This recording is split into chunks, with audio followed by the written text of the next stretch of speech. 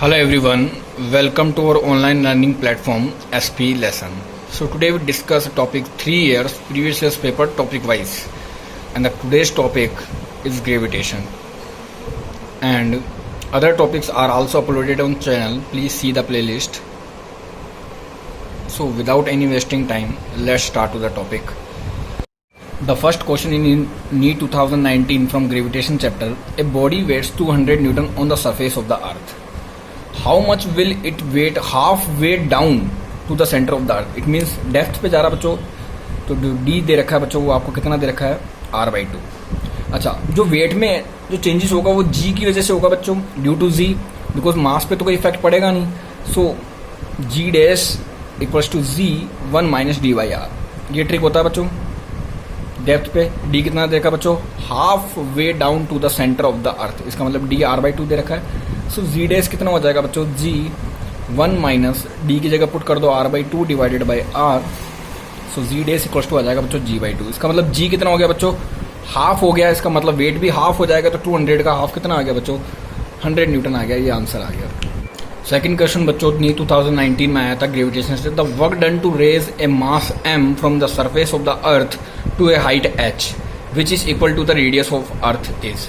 ये आपको ऑप्शन दिए हुए हैं बच्चों. ये क्वेश्चन बार बार रिपीट होता है. ये AEEE 2004 में भी आया हुआ है. बस उसमें पूछा था कि how much raise in potential energy. इसके लिए डायरेक्ट ट्रिक याद रखनी है आपको. डेल्टा U इक्वल्स टू होता है n divided by n+1 mgr, where n is height which is given to nr. अब आपको क्वेश्चन में गिवन है कि हाइट जो है वो रेडियस ऑफ द अर्थ के इक्वल है, तो n कितना हो गया बच्चों, 1 हो गया. इसमें n पुट कर दो तो डेल्टा U किसके इक्वल हो जाएगा, 1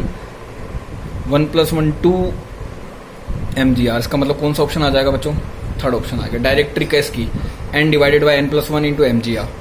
ये वर्क डन हो गया और ये increase in the potential energy हो गया बच्चों. नेक्स्ट क्वेश्चन सेकंड बच्चों 2018 में क्वेश्चन आया था. The kinetic energy of a planet in an elliptical orbit about the sun at position A B C are K K B and K C respectively. आपको बताना है कौन सा ज्यादा होगा, कौन सा कम होगा या क्या होगा. ये आपको A पॉइंट दे रखा है, ये B और ये C दे रखा है बच्चों, और ये सन देगा बच्चों. याद रखना है ये R मिनिमम है और ये R मैक्सिमम होती है बच्चों, बिकॉज ये एक एलिप्स है. अच्छा, ऐसे क्वेश्चन को करने के लिए डायरेक्ट ट्रिक बताता हूँ बच्चों मैं आपको. अच्छा, ये जो डिस्टेंस है ये कम है.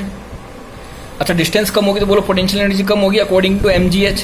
इसका मतलब यहाँ पे जो होगी वो काइनेटिक एनर्जी मैक्सिमम होगी और पोटेंशियल एनर्जी मिनिमम होगी. ये एनर्जी डिस्ट्रीब्यूशन रहता है बेटा. अच्छा, यहाँ जाओगे तो ये डिस्टेंस ज़्यादा है, इसका मतलब यहाँ पे पोटेंशियल एनर्जी ज़्यादा होती है मैक्सिमम, और काइनेटिक एनर्जी जो होती है बच्चों वो होती है मिनिमम. इसका मतलब काइनेटिक एनर्जी का ऑर्डर क्या हो गया, Ka is greater than Kb is greater than Kc. First option आ गया. डायरेक्ट ट्रिक से आप जनरली आइडिया लगा के भी इसका आंसर निकाल सकते हो. 2018 में दूसरा क्वेश्चन आया था बच्चों. If the mass of the sun were 10 times smaller and the g were 10 times larger in magnitude, which of the following is not correct. ये चार ऑप्शन दिए होते हैं, अभी चारों पर डिस्कस करेंगे बच्चों. पहले जो क्वेश्चन में दिया हुआ है उसको लिखो कि मास ऑफ द सन वो जो क्या हो गया 10 टाइम्स स्मॉलर हो गया, एंड g जो था बच्चों यूनिवर्सल ग्रेविटेशनल कॉन्टेक्स्ट वो 10 टाइम्स लार्जर हो गया. फर्स्टली देखते हैं. Rain drops will fall faster, walking on ground is more difficult, time period of pendulum is on earth decrease, g on earth does not change. Okay, जो g अर्थ आएगा बच्चों वो किसके इक्वल आता है, G mass of earth divided by R square. ये कितने times हो गया बच्चों, 10 टाइम्स हो गया, तो ये जी कितना हो जाएगा बच्चों, 10g हो गया. इसका मतलब जो अर्थ पे जी होगा वो 10 टाइम्स इंक्रीज हो जाएगा. इसका मतलब ये ऑप्शन जो है बच्चों रॉन्ग हो गया, और ये अपना आंसर है. इज नॉट करेक्ट पूछा था, बट तीनों पे डिस्कस करते हैं.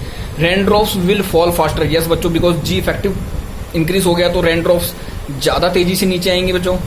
Walking on ground is more difficult, yes, because weight जो होगा बच्चों वो इंक्रीज हो जाएगा, जी इंक्रीज होते ही, तो वॉकिंग डिफिकल्ट हो जाएगा. Time period of pendulum on earth decrease, yes, because t equals to 2π√L/g होता है.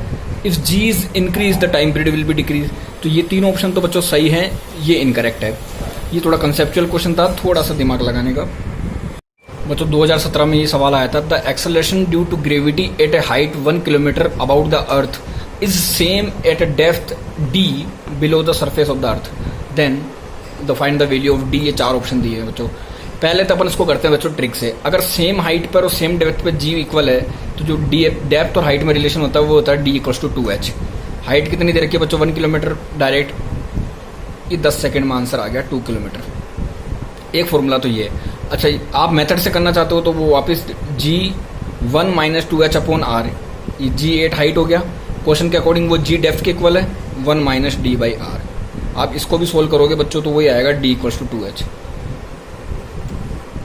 आप डायरेक्ट ट्रिक भी याद रख सकते हो, D = 2h, 1 सेकंड में बच्चों आंसर आता है, 1 रखते 2 1 जा 2, ये third option is correct.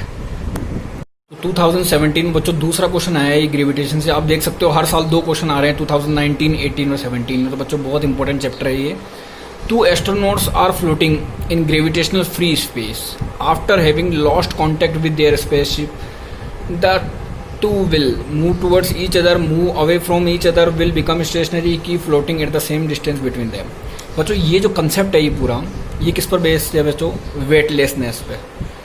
Weightlessness इस सिचुएशन में क्या होता है बच्चों? वेटलेसनेस की सिचुएशन में जो अपनी जो मूवमेंट होती है बच्चों उसको कंट्रोल करना बहुत हार्ड हो जाता है, बिकॉज वेट क्या अपने पास है नहीं, बिकॉज नाम ही है वेटलेसनेस। तो इसकी तो वेट हम क्या करते हैं बच्चों? फ्रीली स्विम करने लग जाते हैं।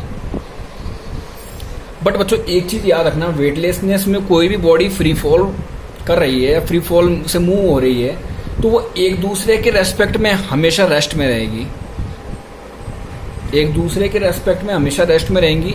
अब बिकॉज अपनी जो मूवमेंट है उसको कंट्रोल करना हार्ड हो रहा है, बिकॉज अपने पास वेट नहीं है, तो वो एक दूसरे के और मूव करेगी बच्चों। अच्छा, एक दूसरे से दूर क्यों नहीं मूव कर रही है? बिकॉज इनके पास अभी भी म्यूचुअल ग्रेविटेशनल फोर्स है बच्चों, याद रखना इस चीज़ को। इनके पास अभी भी म्यूचुअल ग्रेविटेशनल फोर्स है जिसकी वजह से, और ये हमेशा आपको पता है ग्रेविटेशनल फोर्स कौन सी क्वालिटी का होता है बच्चों? अट्रैक्टिव टाइप होता है हमेशा। म्यूचुअल ग्रेविटेशनल फोर्स या ग्रेविटेशनल फोर्स होता है अट्रैक्टिव टाइप है बच्चों। तो ये एक दूसरे की ओर मूव करेंगे। बट बच्चों एक चीज याद रखनी है आपको कि ये फ्रीली जो स्विम करेंगे बट एक दूसरे के रेस्पेक्ट में ये क्या रहेंगे बच्चों? रेस्ट पे रहेंगे। इस चीज को थोड़ा सा ध्यान रखना है। और भी आपको किसी चैप्टर की ट्रिक चाहिए हो प्लीज से इन द कमेंट बॉक्स, और प्लेलिस्ट में जाके आप ट्रिक्स देख सकते हो, बहुत सारे चैप्टर्स की दी हुई है बच्चों। And like, subscribe and share this channel. Thank you.